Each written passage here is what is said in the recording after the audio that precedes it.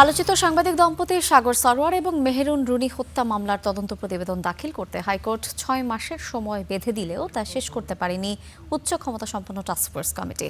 তাই পূর্ণাঙ্গ তদন্ত প্রতিবেদন জমা দিতে আরও 6 মাস সময় দিয়েছেন হাইকোর্ট।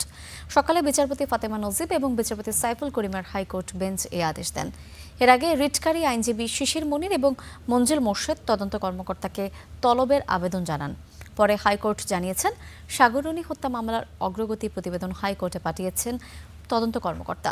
পূর্ণাঙ্গ প্রতিবেদন দিতে তদন্ত কর্মকর্তা আরও 6 মাস সময় চান বলে হাইকোর্টকে জানিয়েছেন অ্যাটর্নি জেনারেল রুহুল কুদ্দুস কাজল। এদিন আলোচিত এই মামলায় 13 বছরেও চার্জশিট দিতে না পারায় তা বেদনাদায়ক বলে উল্লেখ করেন অ্যাটর্নি জেনারেল রুহুল কুদ্দুস কাজল।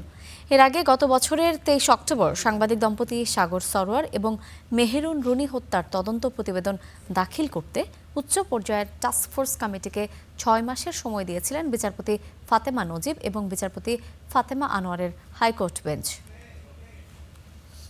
তদন্ত পর্যায়ে আপনি জানেন, শুধুমাত্র হাইকোর্টে প্রকাশ্য আদালতে একটি রিট পিটিশন দায়ের হয়েছে। রিট পিটিশনের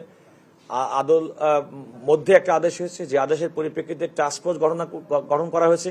টাস্কফোর্সের অগ্রগতি দেওয়ার জন্য আদালত বলেছে এর একটা নিউজ ভ্যালু আছে। মানুষ জানতে চায় যেরকম মর্মান্তিক ঘটনার বিচার এবং অভিযুক্ত ব্যক্তিদের বিচারের মুখোমুখি করা হবে কিনা।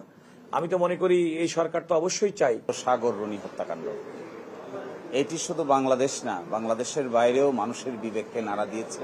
যে কারণেই হোক, আমাদের দেশের অপরিপক্কতা অথবা ইনভেস্টিগেশন এজেন্সির অদক্ষতা অথবা পলিটিক্যাল ইনফ্লুয়েন্স, যে কারণকে আমরা দায়ী করি না কেন, ফ্যাক্ট হলো এই রহস্য উদ্ঘাটন আজও তারা করতে পারে না।